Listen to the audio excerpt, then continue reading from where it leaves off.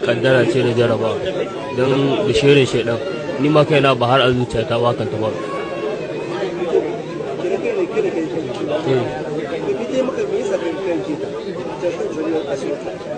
Gaskiya mun dan samu sabani ne da ita ta kan wasu maganganu har ta kai ga tana zagina shine ko abin da a sai na wuka na saka mata to da yaji za ta ihu sai na sa wuka na yanke da yaji za ta ihu da za ta tona ni sai na sa wuka na yanka mata.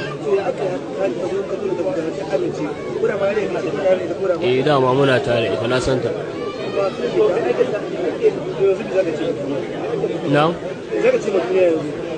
To ni da abin da zan ce ma duniya ina da mai ba da haƙuri kaddara ce da jaraba ta waru kuma duk wani musulmi yana zai yi imani da kaddara da jaraba.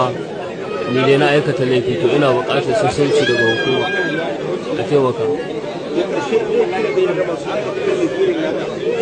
Ina kira da masu aikata irin laifi irin nau da su ji tsoron Allah su bari.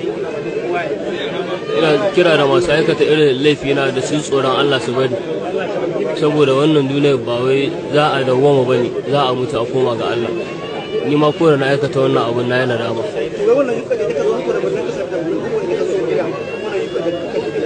Gaskiya da ita na zo. Da ita na zo. A gaskiya bai ne kashe ta ba.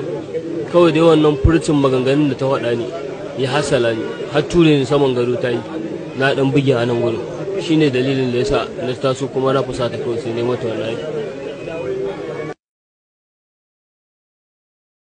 Sai kullahi hasa.